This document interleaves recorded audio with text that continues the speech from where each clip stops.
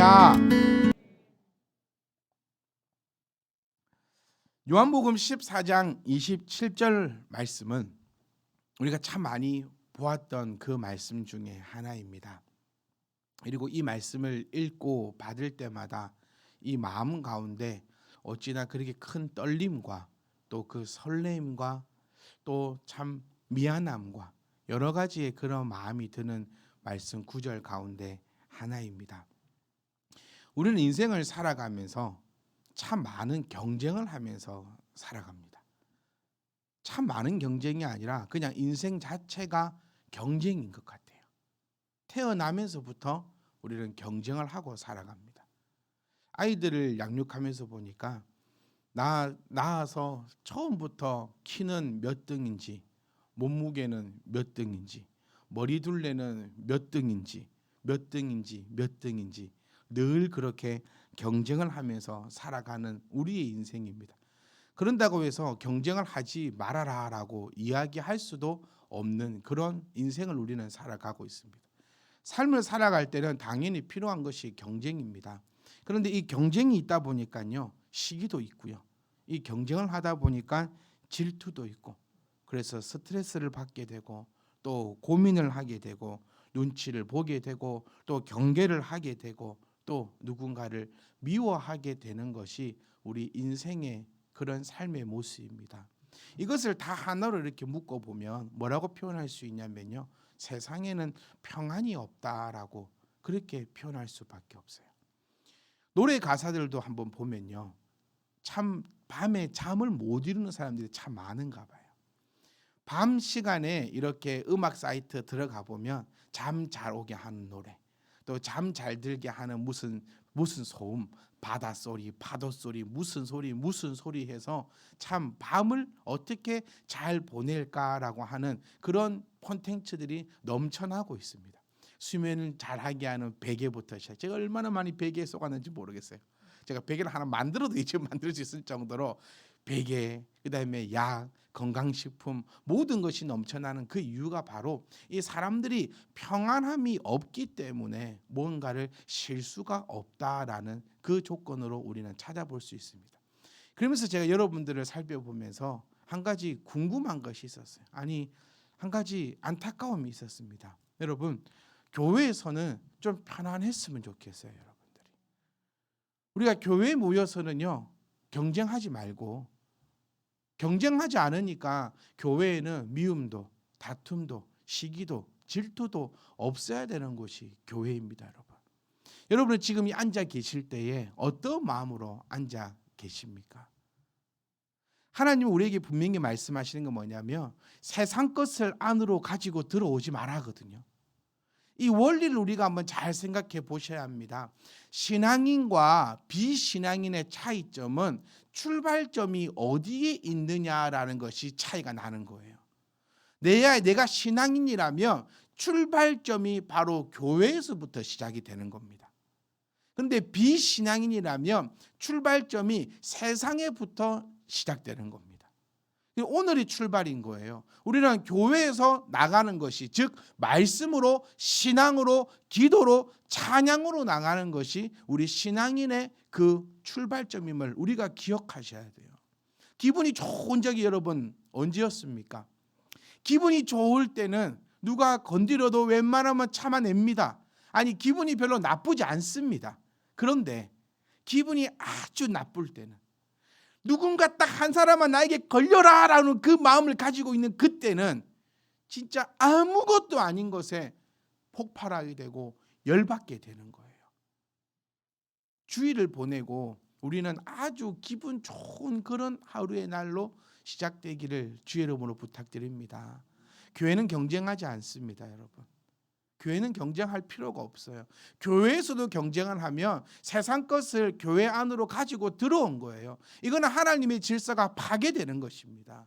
하나님의 질서는 교회의 것이 밖으로 나가는 것임을 우리가 기억하셔야 돼요. 그래서 늘 우리 얘기하잖아요. 영혼이 잘된 같이 범사가 잘된다.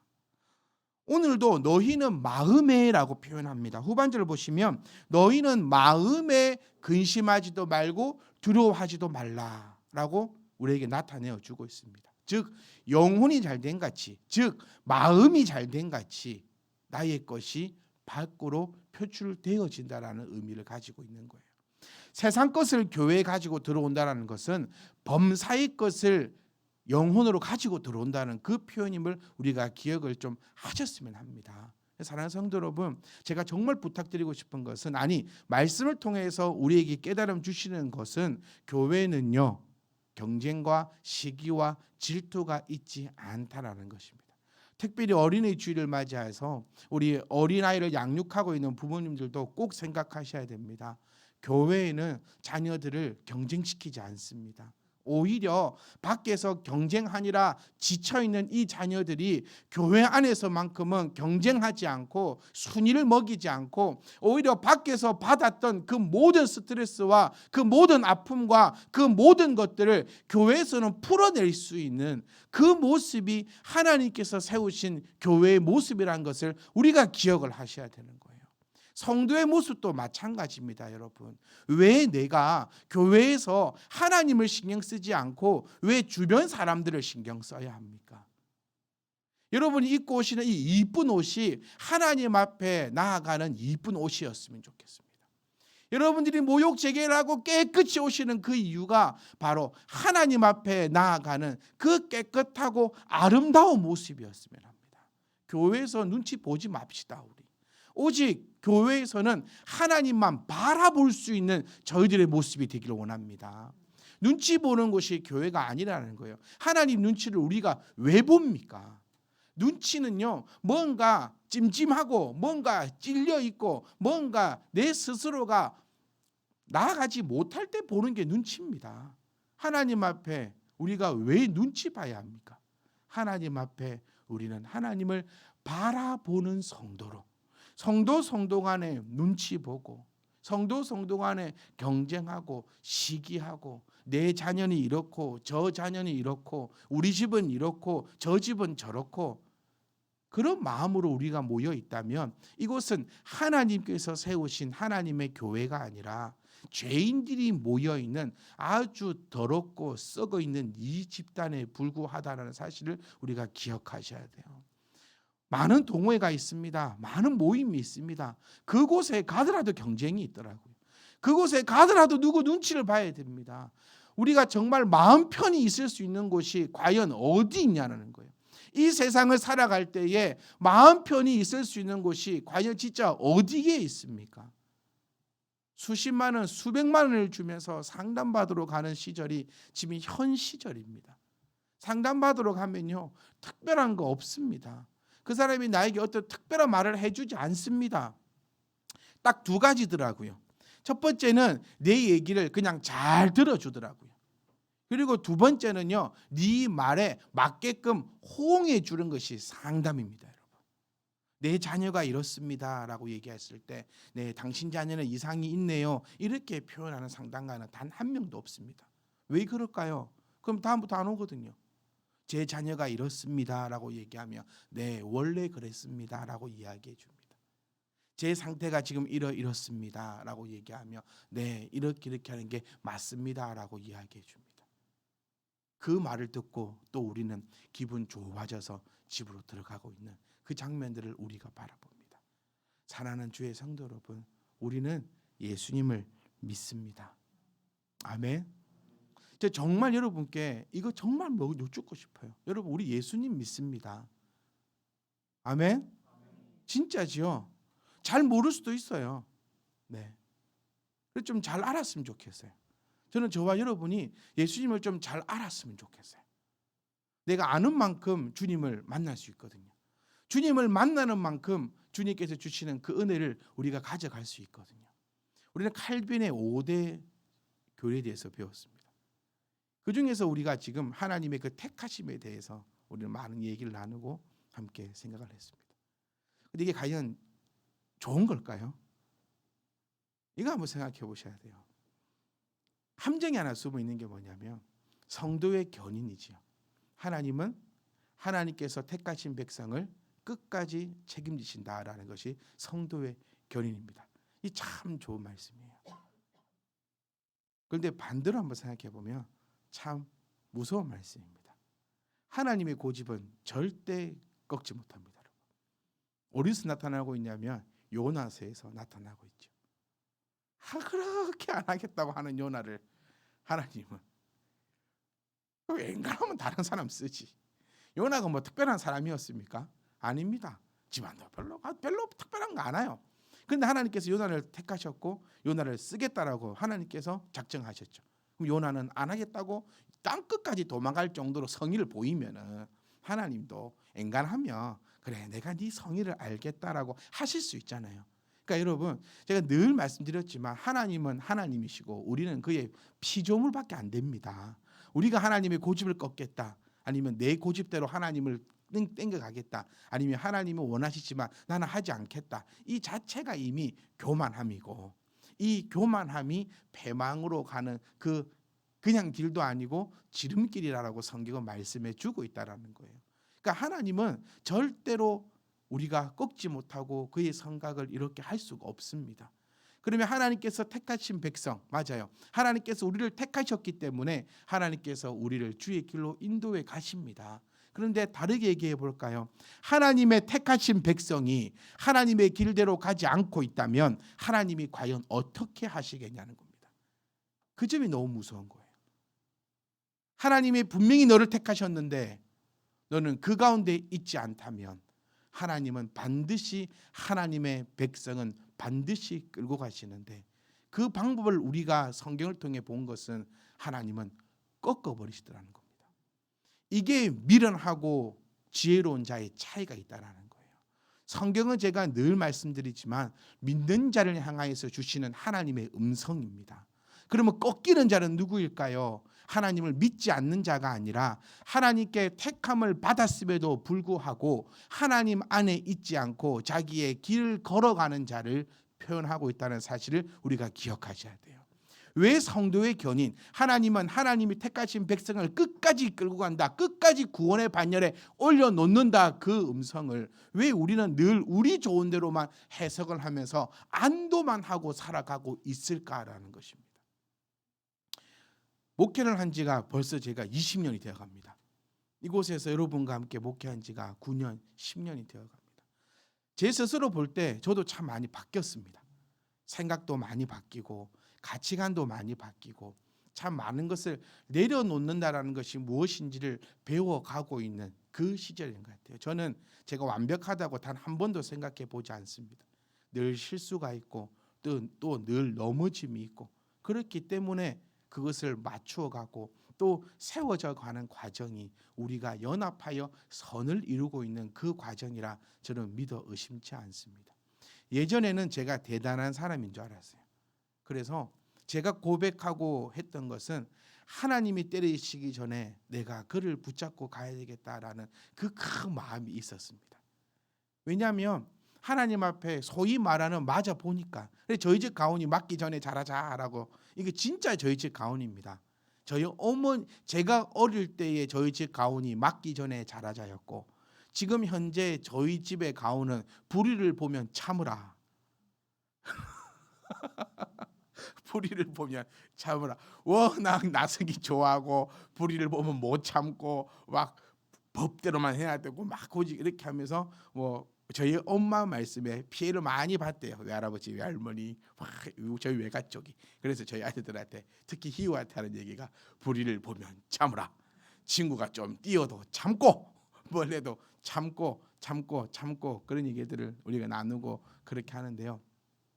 우리가 기억해 볼 건 이겁니다. 그러니까 제가 생각했던 것은 내가 하나님이 되어 하나님 앞에 맡기 전에 또 성경을 보니까 하나님이 꺾어버리시면 너무나 크게 꺾여서 내가 어떻게든 그 성도를 안 꺾이게 해보려고 차라리 하나님한테 한 대 얻어맞느니 차라리 나한테 한 대 맞아버리고 정신 차려라 이런 교만한 마음이 제 마음 가운데 분명히 있었습니다.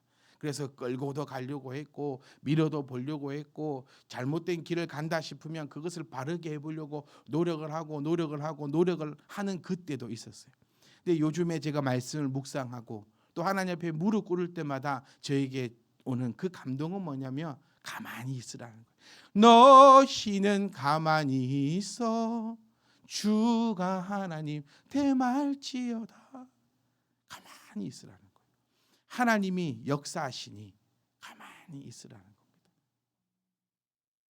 제가 몇 년 전에 수련회에 말씀을 전하러 갔었습니다. 아직도 기억이 나요. 설교를 하고 말씀을 전하고 있는데 한 남자의 여자의 둘이서 연애를 하나 봐요. 앞뒤로 앉았더라고요. 남자애가 뒤로 손을 뻗었고 여자애는 그 손을 만지니라고 정신이 없는 거예요. 열받아 죽겠는 거예요. 저는 나 진짜 멀고 먼 길을 내가 와가지고 한 100명 정도 있었던 것 같거든요. 그 자리에. 근데 그 애들만 보여. 열이 받아 죽겠는 거예요. 그러니까 다르게 얘기하면 자존심이 너무 상하는 거예요. 내가 정말 말씀을 전하려고 정말 내 진짜 피똥을 싸는 그 심정과 노력으로 내 말씀을 다 준비해 와가지고 이 먼 길을 달려와가지고 내가 이 앞에 섰는데 나 고작 니들이 지금 내 앞에서 이러고 있어? 한 중학생밖에 되지 않는 것들이 어찌나 화가 나고 열이 받았는지 한 2시간 3시간을 설교를 했는데 사실 무슨 말을 했는지 기억이 안 나요. 너무 열받아가지고 나오면서도 시식대며 나왔어요. 그리고 혼자서 차를 타고 이렇게 하면서도 어쩌냐 내가 하나님 앞에 미안해서 어쩌냐, 사람들한테 미안해서 어쩌냐, 다시는 이 교회에서 나를 불러주지 않겠구나, 내가 이렇게 실패하고 가니까. 그런데 여러분, 얼마 전에 전화가 한 통이 왔습니다. 전화가 와서 저 누구누구입니다라고 저에게 자기를 소개합니다. 뭐 알 방법이 없어요 저는. 근데 목사님, 그때 몇 해 전에 거기에서 말씀을 전하실 때 제가 그 말씀을 듣고, 그때 중학생이었는데 지금 이제 대학생이라, 그때 말씀을 듣고 제 삶이 완전히 바뀌어 가지고 제가 지금 이렇게 좋은 대학을 가고 이렇게 했는데 스승의 날이 다가오고 하니까 그냥 문득 목사님이 생각이 나서 전화번호를 알아서 전화를 드립니다라고 그렇게 연락이 왔어요. 제가 그것을 느껴보면서 뭐냐면, 내가 하는 것은 하나도 없고 오직 하나님만이 하시는구나. 저는 제 인생에 살면서 생각도 하기 싫은 그런 집회거든요. 제일 설교도 못했고 그냥 혼자서 승질만 내다가 왔고, 지금도 생각하면 그 둘만 생각하면 열받는 것밖에 없는데, 나는 실패했고 미안하고 지구문이라도 숨고 싶었던 그 장소에 하나님이 역사하시니까 놀라운 일들이 일어난다라는 것을 제가 다시 한 번 더 느껴보면서 여러분들에게 제가 올해 계속해서 말씀드리는 것이 뭡니까? 하나님과 여러분들의 그 관계입니다. 사랑하는 성도 여러분, 우리는 주님을 믿는데 주님께서 우리에게 이렇게 말씀하십니다. 평안을 너희에게 끼친다라는 거예요. 평안을 너희에게 끼친다. 저는 제가 여러분들에게 평안을 끼칠 수 있는 목사이길 바랬다는 거예요. 제가 이 일을 하고 싶었다는 거예요.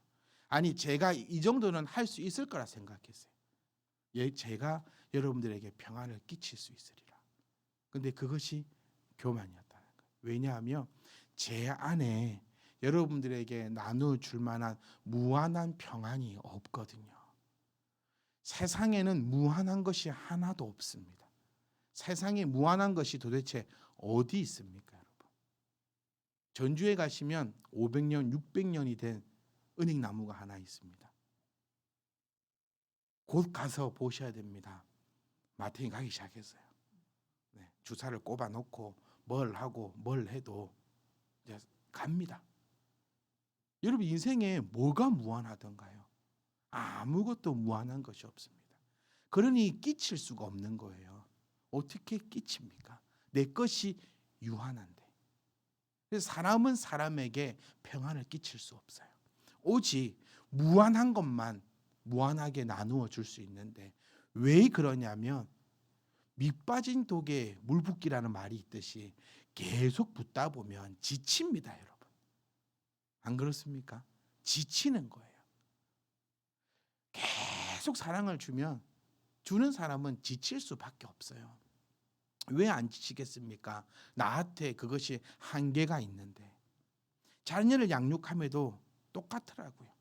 어릴 때는 100원이 들어갔는데 지금은 300원이 들어가고 400원이 들어가요. 지쳐요.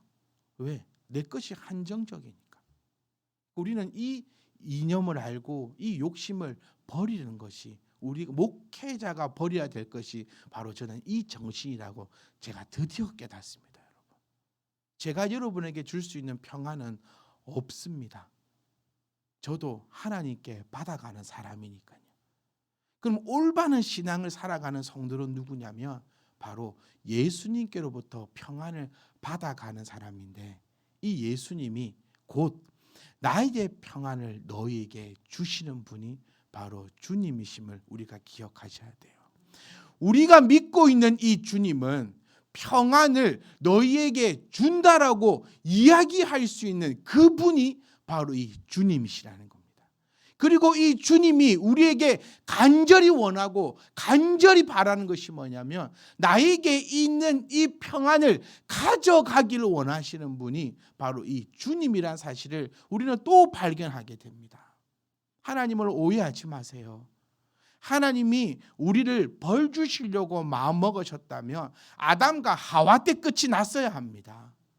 아담과 하와 때 살려두시고 그 가운데 예수 그리스도를 보내시고 그를 십자가에 못 박히시고 그를 부활시키시고 그를 승천하게 하시고 그를 재림하게 하실 그 이유는 단 한 가지입니다. 바로 우리에게 평안을 주시기를 위함이 바로 주님의 목적임을 우리가 잊어서는 안 되는 거예요.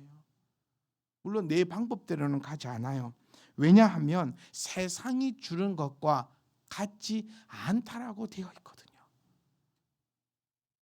여러분, 세상이 주는 평안을 얻고 싶은 사람도 있습니다.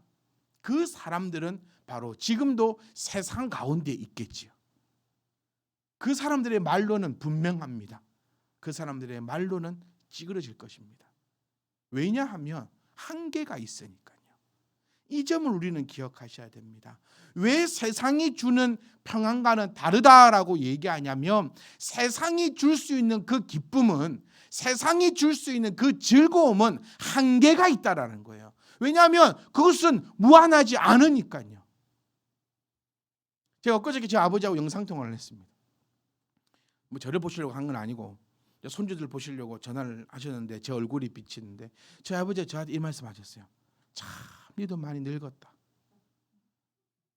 속으로 누가 지금.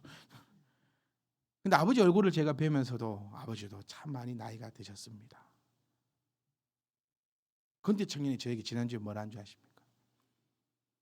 담양에서 밥을 먹고 나오는데 저희가 벌써 같이 한 지가 시간이 어마어마하더라고요. 한번 세어보니까 제 전도사 때부터 있었으니까. 전도사님 때 목사님을 뵈고 놀랬다는 거예요. 왜? 어찌 이리 많이 먹을까 싶어가지고. 근데 지금은 이제 또 마음이 그렇다는 거예요. 왜 이리 못 드실까? 지금 저를 처음 보시는 분들은 와, 잘 먹는다, 많이 먹는다 그럴 수 있겠지만 예전부터 저를 알고 계셨던 분들이 저를 보면 이제 안쓰러우신다는 거예요. 위장도 참 늙네요. 목사님 왜 이렇게 많이 못 드세요? 이제 그러거든요. 그걸 한번 살펴보면 진짜 모든 것은 유한합니다, 여러분. 청년들이요. 나도 청년 때가 있었다. 요즘 이 얘기 꼰대가 되어가는 거예요. 제가 예전에 정말 이런 얘기 한 번도 한 적 없거든요. 정말 싫었거든요. 라떼는 나도 청년의 때가 있었어. 막 이를 정말 듣기 싫었던 소리인데 요즘에 제 입에 달고 있는 소리 요겁니다. 그래, 내가 이런 말 하는 거 너희가 듣기 싫어하겠지만은 내가 왜 이 말까지 똑같이 하고 있을까? 왜 내가 이러고 있을까? 왜 내가 꼰대가 되어갈까? 아이들이 말하는 대로 왜 꼰대가 되어갈까? 그 마음을 갖지만 이제 어른들의 마음을, 그 말씀을 이제 알겠어요. 왜 이렇게 빨리 철이 들지 못했을까라는 그 마음도 여러분 듭니다. 20살 때 피곤한 게 어디 있었습니까? 세상에 정복하지 못할 것이 어디 있다고 생각했습니까? 그래서 세상의 평안을 쫓아다닌 거죠. 세상의 평안을 쫓아다닐 수밖에 없습니다. 근데 제가 서두에 말씀드렸던 거, 하나님은 결단코 너를 포기하지 않는다라는 거예요. 결단코 우리를 포기하지 않으시고 하나님의 그 뜻 가운데로 데리고 오는데 그 길은 네가 생각하는 것만큼 그렇게 편하지는 않을 거라는 겁니다. 그래서 지혜로운 자는 어떤 사람을 지혜로운 자랍니까? 하나님 앞에 두 손 두 발 다 드는 자를 지혜로운 자라 합니다. 그러니까 다시 말하면 오늘 이 본문의 말씀은 이겁니다. 네가 네 뜻대로 하지 않고 나한테 두 손 두 발 다 들고 돌아온 지혜로운 자들이야. 내가 너희에게 평안을 주노라. 이겁니다. 사람들은 지혜롭지 못합니다. 세상에 있으면 즐겁고 화려해 보이고 신나 보이고 그 속에 즐거움이 있어 보이거든요. 젊을 때는 정말 그럴 수 보이거든요. 다 그렇게 보이거든요. 그런 사람에게는 평안이, 주님이 주시는 평안이 있을 수 없어요. 왜냐하면 주님이 주는 평안은 세상이 주는 것과 같지 않거든요. 이 의미가 여러분, 하나님은 A를 주시고 세상은 B를 준다, 이 의미가 아니라는 거예요. 세상이 주는 평안함도 분명히 있습니다, 여러분. 우리도 세상 가운데 나가서 그 평안함을 즐길 수 있어야 합니다. 왜 기독교인들하고 집에 앉아서 성경만 봅니까?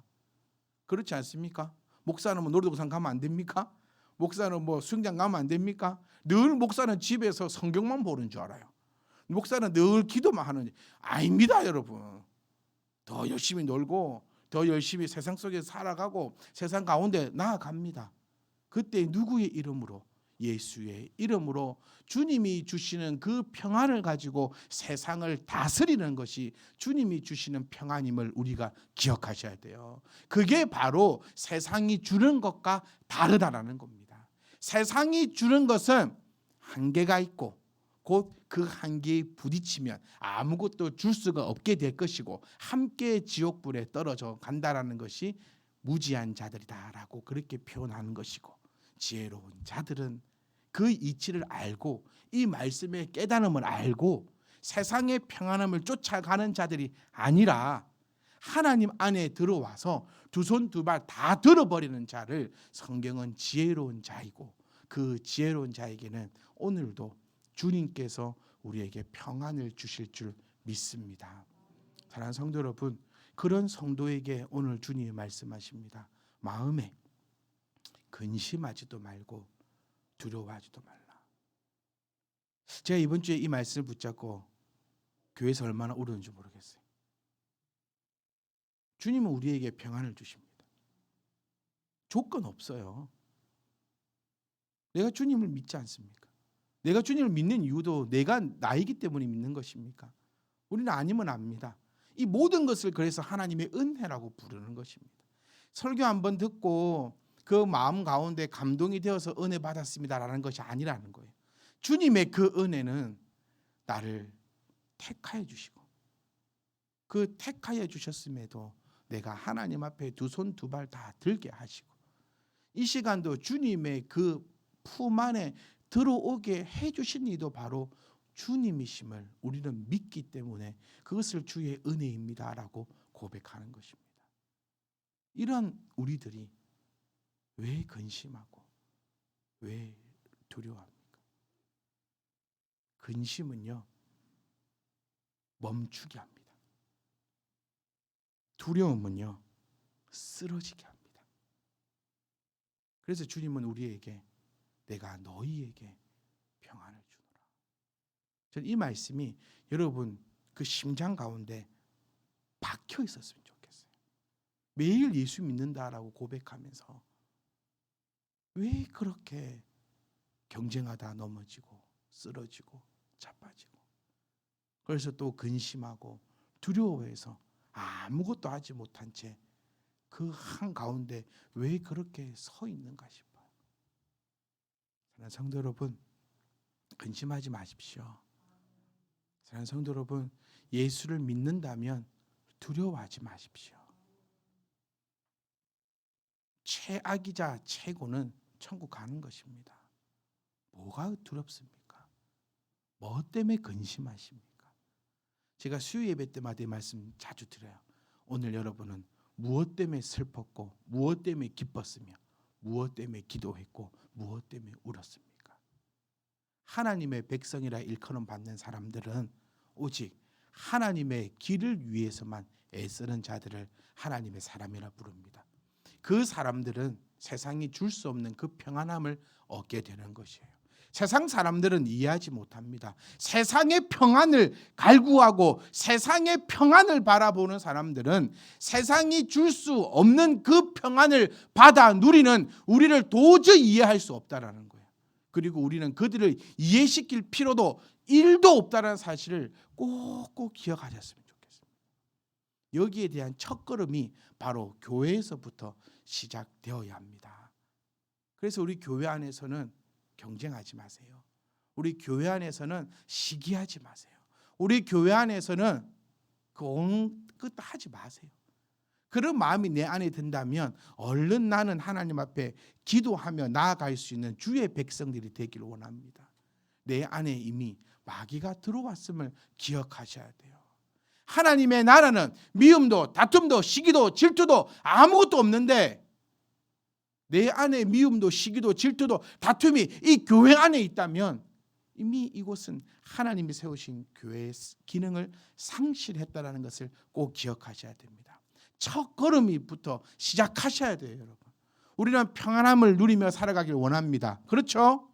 그래서 이것은 세상이 줄 수 있는 평안은 제가 늘 얘기했어요. 세상이 줄 수 있는 평안은 세상 가운데서 찾으면 되는 것입니다. 우리가 하나님 앞에 받아가는 평안은 세상이 줄 수 없는 그 평안을 받아가는 거예요. 그런데 세상이 주는 그 평안 때문에 주님이 주시는 이 평안을 놓쳐버리는 일이 없기를 원합니다. 혹자는 얘기하죠. 목사님, 세상이 주는 평안도 가져가고 하나님이 주는 평안도 가져갈게요. 왜 성경을 네 마음대로 보고 거꾸로 해석합니까? 하나님은 우리에게 분명히 겸하여 섬길 수 없다 했어요. 그러니까 좀 저는 여러분들과 제가 깨달았으면 합니다. 세상 것을 쫓아가면 하나님 것은 사라지는 거예요.